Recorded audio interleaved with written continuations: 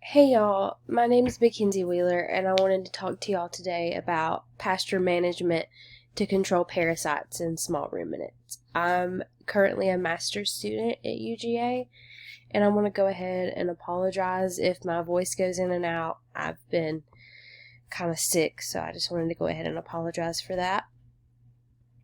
But why is this important? Well, a heavy parasite load is going to cause a decrease in weight gain and your production.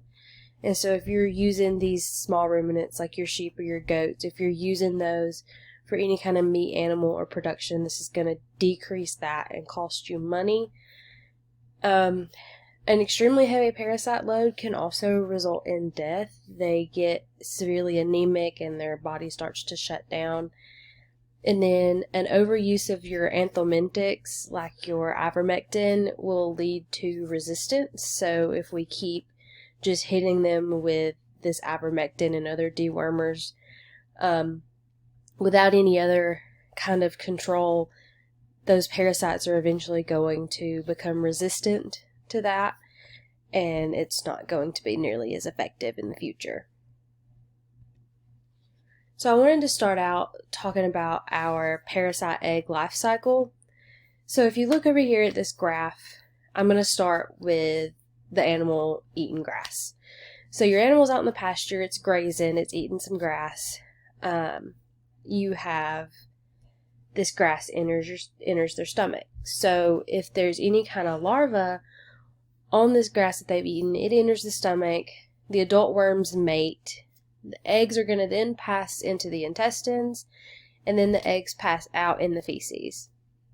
So now you have these eggs in your feces out on your pasture. Your eggs hatch and become larvae, and depending on the parasite, it's going to take anywhere from 6 to 21 days to reach that infective stage. But once it does, and it's eaten by the animal again, you just have this cycle that repeats, and you end up with animals with a really high parasite load. So one of the things that we can do is avoid overgrazing. So your animals naturally do not want to graze around manure. I mean, I can't really blame them there, but they naturally are not going to want to eat right up close to their manure or their pasture mate's manure. But the more you graze down and the more you take away that food source for them, that eating near their manure is going to increase, and so is the parasite load they're ingesting, because your highest parasite load that's being dropped is going to be right there next to the manure and with the grass directly around it. And also, most of your live larvae are found at the bottom 3 to 4 inches of your pasture. So that means that if you have these animals grazing the grass right down to the dirt, then they are consuming more of these live larvae than they would if you stopped them at 3 to 4 inches of pasture. But how are we going to do this? So we're going to look at rotational grazing. So this is a really good way to reduce that overgrazing. And so if you look at this diagram that I have here, you can see where the animals are here, and the grayest paddock is already being rested, and then it'll show you, it just kind of moves almost like a clock to their next paddock, and your stocks are going to be moved regularly, and then each paddock has food and water. So you can use temporary fencing, like just an electric wires to section off your pastures, and this is going to allow for more even grazing. So the animals are going to be less likely to be selectively grazing and grazing the way that they would to graze it all the way down to the ground.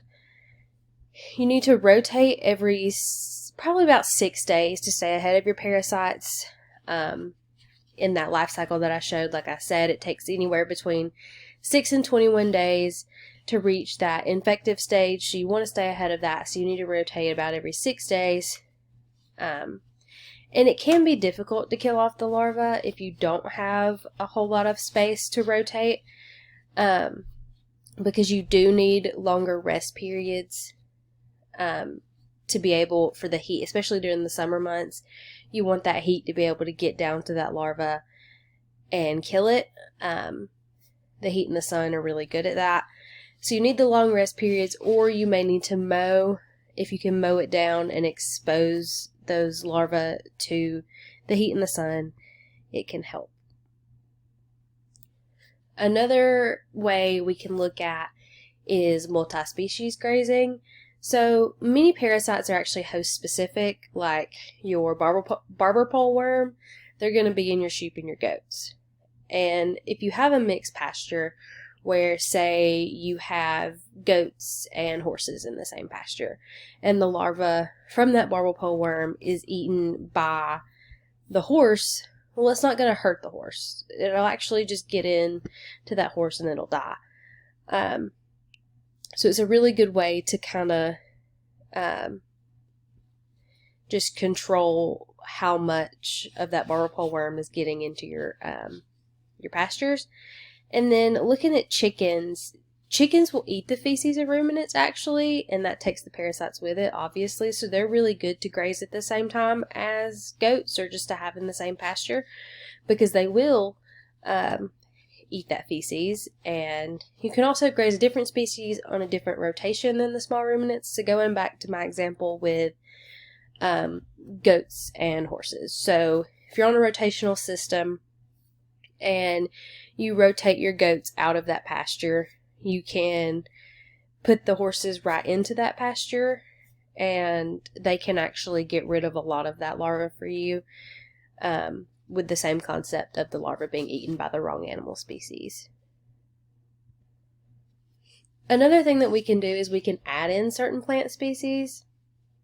So tannin has anti-parasitic properties, as well as reducing bloat, which we've talked about multiple times. The pictures over here on the right, or on the left, excuse me, are examples of highly palatable forages that are high in tannin. You have your bird's foot trefoil on top, your annual lespedeza in the middle, and then your sainfoin on the bottom. And you can actually set up a specific deworming paddock. So what this is kind of, instead of mixing these into your pastures, which works as well, you can also do that. You can just kind of overseed and get some of these in there. But you can also set up this deworming paddock, and where it is all forages that are high in tannins, and then about once a month you can put your animals into this paddock, and then this can help to knock down those parasite loads. But studies have shown that the efficiency varies. One study that I looked at actually showed a 62% reduction in parasite fecal egg counts from high tannin plants, compared to, I think it was 85% reduction with ivermectin. But there's a lot of different factors if you think about it, like how much of the plants the animals eat. When you're worming these animals, you know exactly how much ivermectin that they're receiving. But when you put them out there on a pasture with some plants, you may not know exactly how much they're eating, so how much tannin that they're actually getting to knock down those parasites. So a little bit of general management just around parasites in general. You want to keep your feed off the ground, whether that be hay or grain that you're feeding. It just keeps them from ingesting any more of those parasite larvae or eggs that may be left on the ground. You also want to keep your animals out of feeders or their water sources, and that'll just keep them from defecating into the feeders or water sources, and then again ingesting that. Going back a little to our overgrazing idea, you need to have an appropriate stocking density. If you have too many animals on a smaller pasture, overgrazing is going to be inevitable.